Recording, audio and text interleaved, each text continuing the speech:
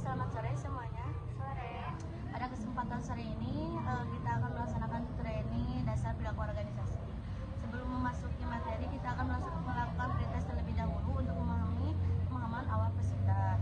Mungkin di sini pretest ini mencakup 3 level awal taksonomi itu, dari level 1 sampai ke level 3 ya.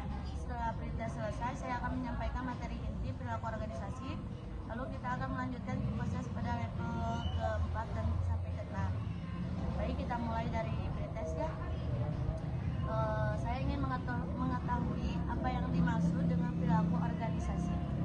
Siapa yang mau menjelaskan, boleh? Baik, saya izin menjelaskan pertanyaan tersebut. Perilaku organisasi adalah ilmu yang mempelajari bagaimana individu, kelompok berinteraksi dan bekerja dalam suatu organisasi. Baik, terima kasih ya karena udah dijelaskan. Selanjutnya mungkin pertanyaan dari saya. Menurut Anda, mengapa memahami perilaku karyawan itu penting dalam sebuah perusahaan?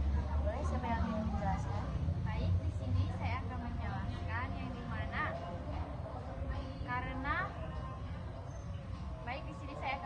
karena memahami perilaku karyawan dapat membantu perusahaan mengurangi konflik, meningkatkan kerjasama, dan menciptakan suasana kerja yang efektif.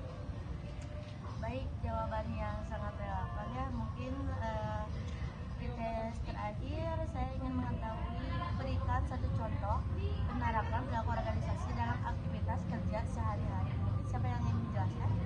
Baik, saya ingin menjelaskan pertanyaan tersebut. Contohnya itu saat menangani keluhan pelanggan, kita menggunakan komunikasi empati agar pelanggan merasa dihargai dan masalah dapat diselesaikan dengan baik. Baik, pretest 1-3 telah selesai. Mungkin sekarang saya akan menjelaskan sedikit materi tentang perilaku organisasi. Perilaku organisasi atau organizing adalah bidang ilmu yang mempelajari bagaimana individu, kelompok, dan struktur mempengaruhi perilaku dalam organisasi, serta bagaimana pengetahuan tersebut dapat digunakan untuk mengingat aktivitas organisasi.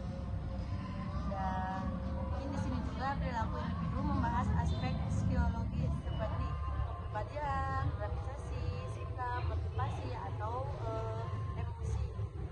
Dan semua faktor ini mempengaruhi cara seseorang bekerja, berkomunikasi, dan mengambil keputusan bersama.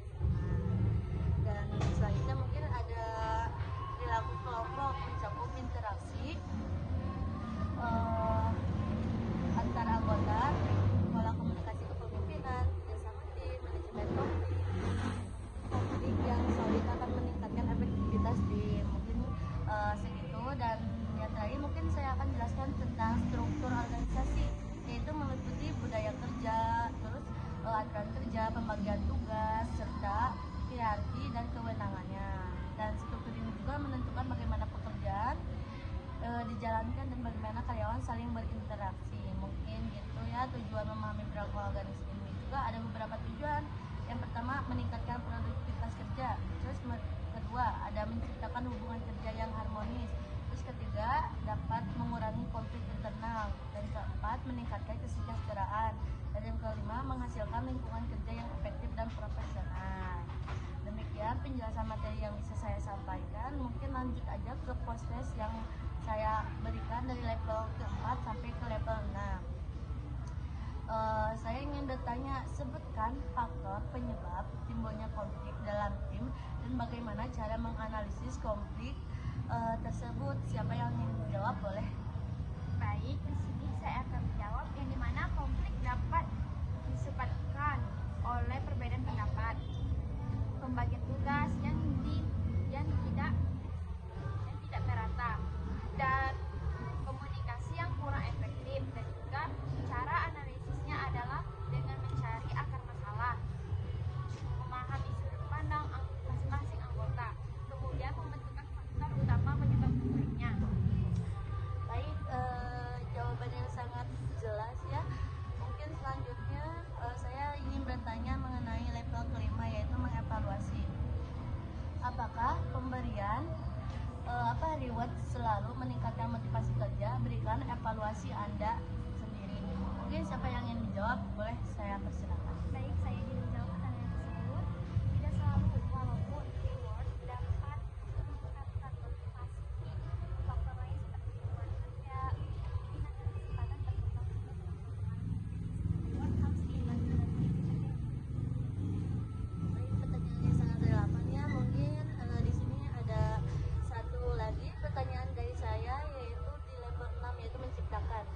Ciptakanlah satu program sederhana untuk meningkatkan semangat kerja karyawan. Boleh siapa yang ingin menjawab, saya persilakan. Baik, di sini saya akan menjawab yang dimana saya menciptakan program apresiasi mingguan yang dimana setiap minggu karyawan dapat yang memiliki kinerja terbaik diberikan sertifikat dan ucapan resmi dari pimpinan sebagai bentuk apresiasinya. Baik, mungkin segitu ya. Sebelum saya akhiri, saya berterima kasih kepada seluruh peserta atas antusiasme dan partisipasinya. Kita telah melewati pretest, proses, dan menjelaskan sedikit materi mengenai perilaku organisasi gitu ya. Semoga sesi training ini dapat menambah wawasan dan menjadi mungkin segitu aja ya, karena di sini emang berisik. Wassalamualaikum warahmatullahi wabarakatuh. Udah posting.